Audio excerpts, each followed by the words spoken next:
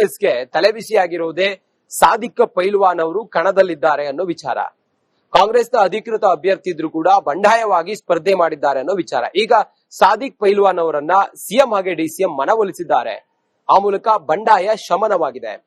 ಒಂದು detail report ಇದೆ, ಈ ಕುರಿತು ನೋಡೋಣ ಬನ್ನಿ. ನಮ್ ಜೊತೆಗೆ ಸಾದಿಕ್ ಪೈಲ್ವಾನ್ ಇದ್ದಾರೆ, ಅವ್ರ ಜೊತೆ ಮಾತಾಡ್ತಾ ಹೋಗ್ತೇನೆ. ಸರ್, ಸಾದಿಕ್ ಪೈಲ್ವಾನ್ರು ಪಟ್ಟು ಹಿಡಿದಿದ್ರು, ಈ ಪಟ್ಟು ಯಾವ ಪಟ್ಟಿನ ಹಿಂದೆ ಸಡಿಲಿಕೆ ಆಯ್ತು ಸರ್?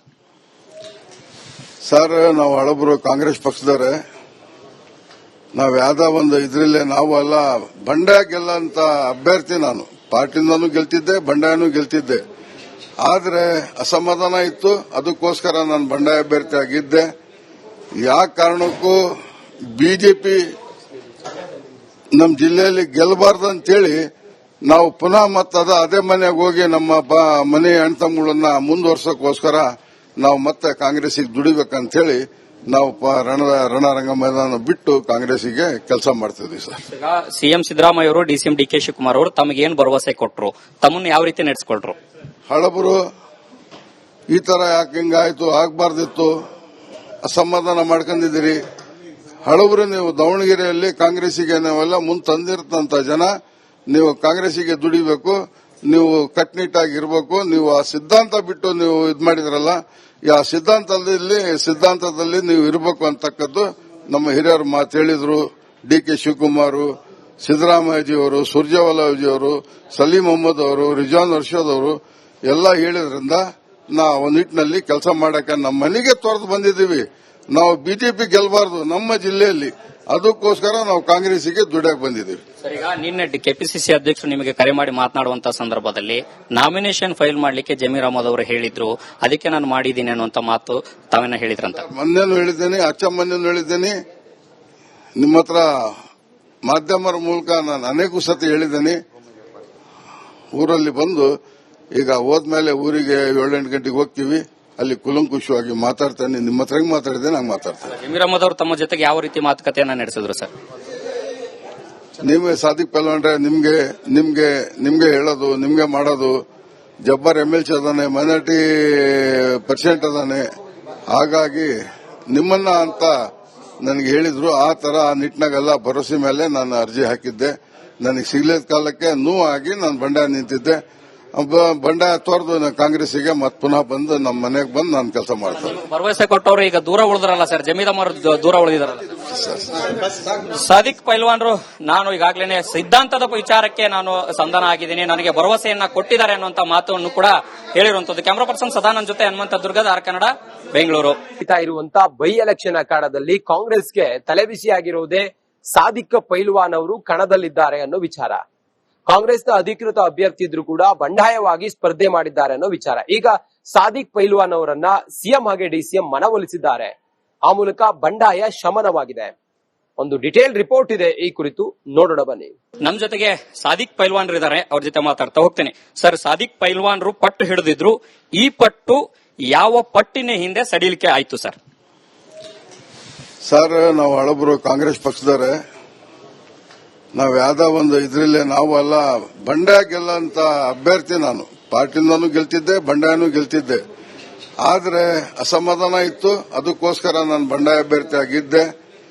ಯಾವ ಕಾರಣಕ್ಕೂ ಬಿಜೆಪಿ ನಮ್ಮ ಜಿಲ್ಲೆಯಲ್ಲಿ ಗೆಲ್ಲಬಾರ್ದು ಅಂತೇಳಿ ನಾವು ಪುನಃ ಮತ್ತದ ಅದೇ ಮನೆಗೆ ಹೋಗಿ ನಮ್ಮ ಮನೆ ಹೆಣ್ತಮ್ಮಗಳನ್ನ ಮುಂದುವರ್ಸೋಕ್ಕೋಸ್ಕರ ನಾವು ಮತ್ತೆ ಕಾಂಗ್ರೆಸ್ಸಿಗೆ ದುಡಿಬೇಕಂತ ಹೇಳಿ ನಾವು ರಣರಂಗ ಮೈದಾನ ಬಿಟ್ಟು ಕಾಂಗ್ರೆಸ್ಸಿಗೆ ಕೆಲಸ ಮಾಡ್ತಿದ್ವಿ ಸರ್. ಈಗ ಸಿಎಂ ಸಿದ್ದರಾಮಯ್ಯ ಅವರು, ಡಿಸಿಎಂ ಡಿ ಕೆ ಶಿವಕುಮಾರ್ ಅವರು ತಮಗೇನು ಭರವಸೆ ಕೊಟ್ಟರು, ತಮ್ಮನ್ನು ಯಾವ ರೀತಿ ನಡೆಸಿಕೊಟ್ರು?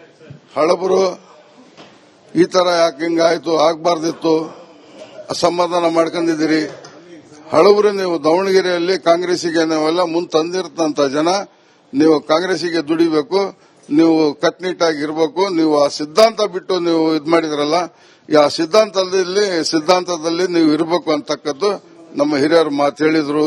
ಡಿ ಕೆ ಶಿವಕುಮಾರ್, ಸಿದ್ದರಾಮಯ್ಯಜಿಯವರು, ಸುರ್ಜೇವಾಲಾಜಿಯವರು, ಸಲೀಂ ಅಹಮದ್ ಅವರು, ರಿಜ್ವಾನ್ ಅರ್ಷದ್ ಅವರು ಎಲ್ಲ ಹೇಳಿದ್ರಿಂದ ನಾವು ನಿಟ್ಟಿನಲ್ಲಿ ಕೆಲಸ ಮಾಡಕ್ಕೆ ನಮ್ಮ ಮನೆಗೆ ತೊರೆದು ಬಂದಿದ್ದೀವಿ. ನಾವು ಬಿಜೆಪಿ ಗೆಲ್ಲಬಾರ್ದು ನಮ್ಮ ಜಿಲ್ಲೆಯಲ್ಲಿ, ಅದಕ್ಕೋಸ್ಕರ ನಾವು ಕಾಂಗ್ರೆಸ್ಗೆ ದುಡಿಯಕ್ಕೆ ಬಂದಿದ್ದೀವಿ. ಸರ್, ಈಗ ನಿನ್ನೆ ಕೆಪಿಸಿಸಿ ಅಧ್ಯಕ್ಷರು ನಿಮಗೆ ಕರೆ ಮಾಡಿ ಮಾತನಾಡುವಂತ ಸಂದರ್ಭದಲ್ಲಿ ನಾಮಿನೇಷನ್ ಫೈಲ್ ಮಾಡಲಿಕ್ಕೆ ಜಮೀರ್ ಅಹಮದ್ ಅವರು ಹೇಳಿದ್ರು, ಅದಕ್ಕೆ ನಾನು ಮಾಡಿದ್ದೀನಿ ಅನ್ನುವಂತ ಮಾತು ತಾವೇನ ಹೇಳಿದ್ರಂತ. ಮೊನ್ನೆನೂ ಹೇಳಿದ್ದೇನೆ, ಮೊನ್ನೆನೂ ಹೇಳಿದ್ದೇನೆ, ನಿಮ್ಮ ಹತ್ರ ಮಾಧ್ಯಮರ ಮೂಲಕ ನಾನು ಅನೇಕ ಸತಿ ಹೇಳಿದ್ದೇನೆ.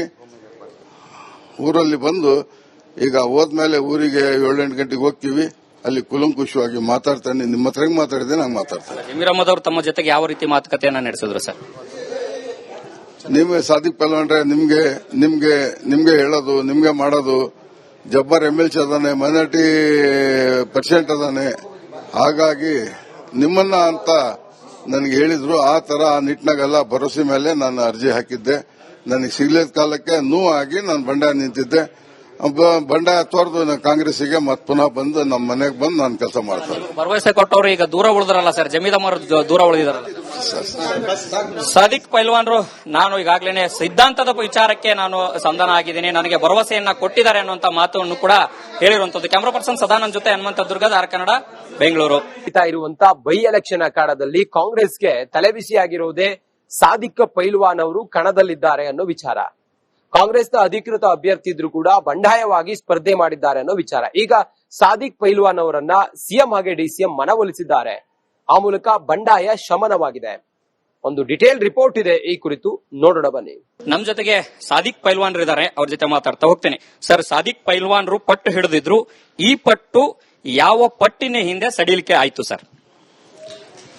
ಸರ್, ನಾವು ಹಳಬರು ಕಾಂಗ್ರೆಸ್ ಪಕ್ಷದವರೇ, ನಾವ್ ಯಾವ್ದೋ ಒಂದು ಇದ್ರಲ್ಲೇ ನಾವು ಅಲ್ಲ ಬಂಡಾಯ ಗೆಲ್ಲಂತ ಅಭ್ಯರ್ಥಿ. ನಾನು ಪಾರ್ಟಿಯಿಂದನೂ ಗೆಲ್ತಿದ್ದೆ, ಬಂಡಾಯನೂ ಗೆಲ್ತಿದ್ದೆ. ಆದ್ರೆ ಅಸಮಾಧಾನ ಇತ್ತು, ಅದಕ್ಕೋಸ್ಕರ ನಾನು ಬಂಡಾಯ ಅಭ್ಯರ್ಥಿ ಆಗಿದ್ದೆ.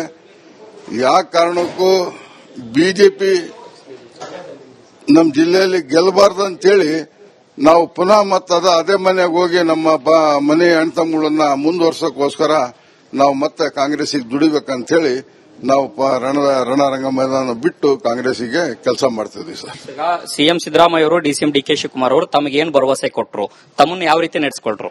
ಹಳಬರು ಈ ತರ ಯಾಕೆ ಹಿಂಗಾಯ್ತು, ಆಗ್ಬಾರ್ದಿತ್ತು, ಅಸಮಾಧಾನ ಮಾಡ್ಕೊಂಡಿದ್ದೀರಿ.